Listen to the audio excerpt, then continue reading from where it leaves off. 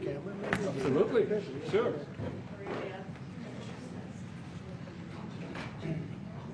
So to let you know, this is the birth certificate of Donald Trump's grandfather, born in 1869, close to Bad Dürkheim. Right. Yeah. That's called And his serious. Christian name was Friedrich. Right. That's serious German. Serious German name. Serious. Bad Dürkheim is serious German. But I want to thank you very much for, first of all, I want to thank you for that. That's My beautiful. pleasure. Thank you very much. Thank you again. Fantastic. We'll put it up in a place of honor. Maybe we can, let's see, we have to put it up there someplace. It's an honor to have you. As you know, the Chancellor just won a great election, very, very strong election. Very respected man. I can tell you, we've been on the phone many times talking about some of the problems of the world outside of Germany. And it's very sad what's going on. We both feel that way.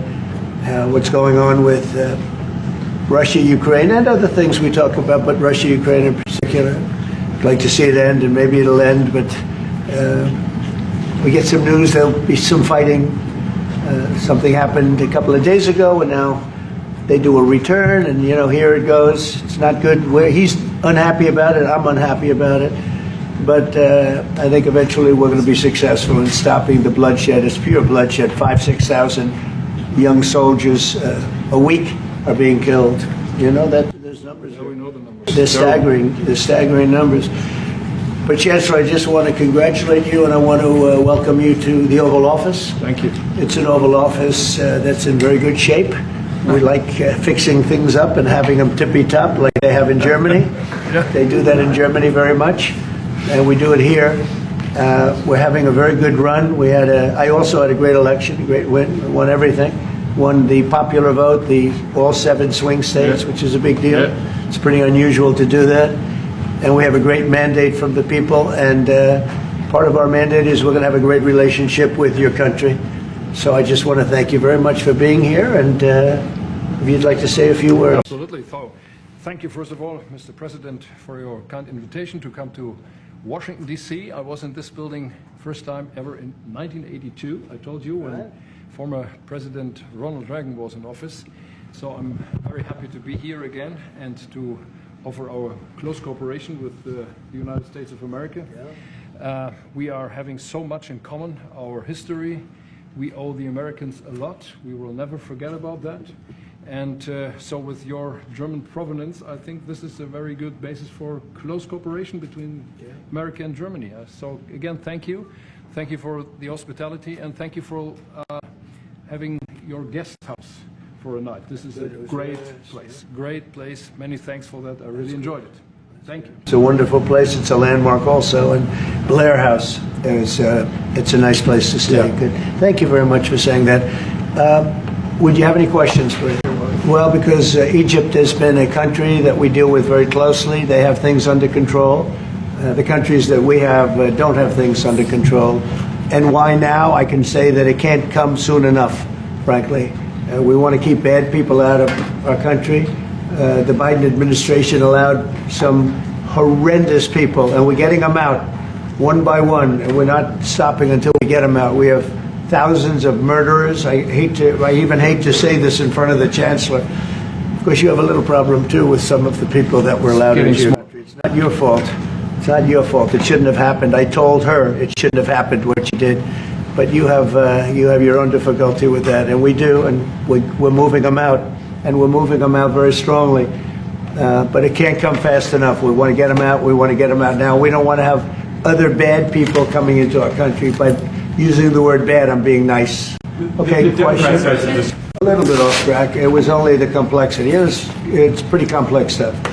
We had a very good conversation with President Xi a little while ago, just before your arrival. In fact, we just hung up, and they said, "You're here." I said, "That's pretty good." Two great leaders of the world in a short period of time.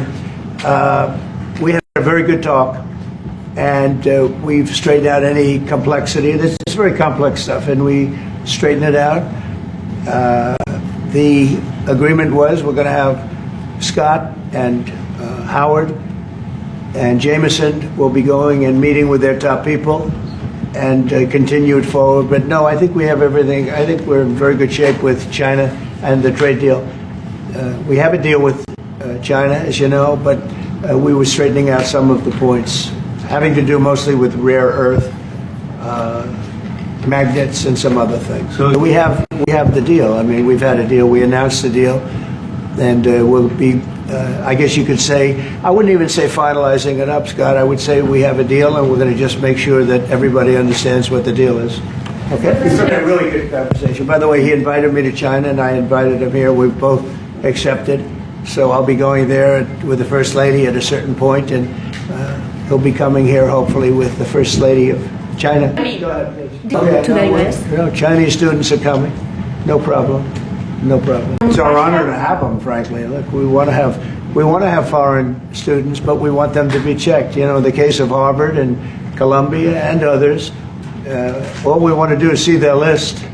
There's no problem with that. This is anybody outside of our country, international students, because when we see some of the people that we've been watching, we say, where do these people come from? How is that possible? No, we want to have foreign students come. We're very honored by it, but we want to see their list. Harvard didn't want to give us the list. They're going to be giving us the list now. I think they're starting to behave, actually, if you want to know the truth. Okay. Well, remember, I'm the one that ended Nord Stream 2, going to a place called Germany, come to think of it. I'm sorry I did that. I don't know. But I ended Nord Stream 2. Nobody else did. And then when Biden came in, he immediately approved it. That's the largest, essentially the largest pipeline in the world, going to Germany and other countries. And by the way, we have so much oil and gas, you will not be able to buy it all. I mean, you literally, we have so much, and I hope we're going to make that a part of our trade deal, because we have more than anybody else. We have actually the most, by far, in the world, probably double what anyone else has. So we'll work on that. I'm sure that's something we'll discuss today. Well, first of all, I'm glad to meet, because I've been dealing with the Chancellor, and he's a very good man to deal with. He's difficult, I would say. Can I say that? It's a positive. Go ahead. You wouldn't want me to say you're easy, right? No. He's a very great representative of Germany. I think all we want is just going to have a good relationship. The rest will just sort of follow very easily. We'll have a good trade deal. I mean, I guess that will be mostly determined by the European Union, but you're a very big part of that, so you'll be involved. But we'll end up hopefully with a trade deal, or we'll do something, you know, we'll do the tariffs. I mean, I'm okay with the tariffs, or we make a deal with the trade, and I guess that's what we're discussing now. Mr. President. Please, go ahead. Mr. President? Okay. Well, I don't know. I mean, I haven't discussed it very much. I know that you're spending more money on defense now, and quite a bit more money. It's a positive thing. I'm not sure that General MacArthur would have said it's positive, you know. He wouldn't like it, but I sort of think it's good. You understand what I mean by that? I understand. He made a statement, never let Germany rearm. And I said, I always think about that when he says, sir, we're spending more money on defense. I say, oh, is that a good thing or a bad thing? I think it's a good thing. But, you know, at least to a certain point. There'll be a point when I'll say, please don't arm anymore, if you don't mind. We'll be watching him. I'm kidding. Yeah, Biden? You said Biden? Well, look, the auto pen, I think, is the big scandal outside of the rigged election of 2020. I think the biggest scandal of the last many years is the auto pen. And who's using it? I happen to think I know, okay, because I'm here. And I'm not a big auto pen person, fortunately. I'm glad. I'm very glad. It's an easy way out. But it's a very bad thing, very dangerous. You know, I sign important documents. Usually when they put documents in front of you, they're important. Even if you're signing ambassadorships, and I consider that important. I think it's inappropriate. You have somebody that's devoting 4 years of their life or more to being an ambassador. I think you really that person deserves to get a real signature, not an auto pen signature. And I can tell auto pen easily. I can look at it. Like two little pinholes from pulling the paper, right? You always see the pinholes. Yeah. It's real easy to tell about auto pen. I think it's very disrespectful to people when they get an auto pen signature. Outside, auto pen to me are used when thousands of letters come in from young people all over the country and you want to get them back. And, you know, people use auto pens for that, to send a little signature at the bottom of a letter. We have thousands of them. We get thousands of letters a week. and it's not possible to, do. I'd like to do it myself, but you can't do it. To me, that's where auto pens start and stop.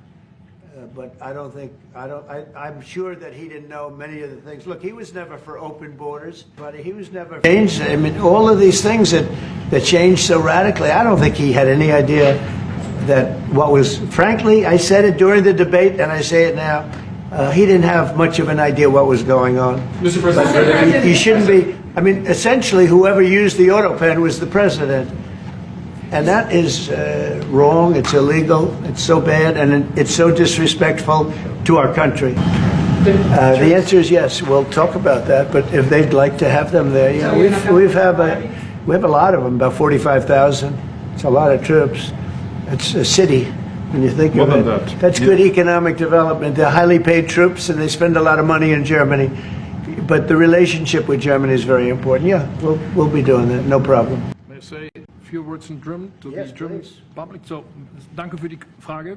Wir sind hier im Weißen Haus und ich bedanke mich beim Präsidenten für den sehr freundlichen Empfang im Oval Office in diesem weltweit bekannten Raum. Ich freue mich sehr, hier zu sein und wir bereiten eine Vertiefung unserer Zusammenarbeit vor. Ich freue mich sehr darüber.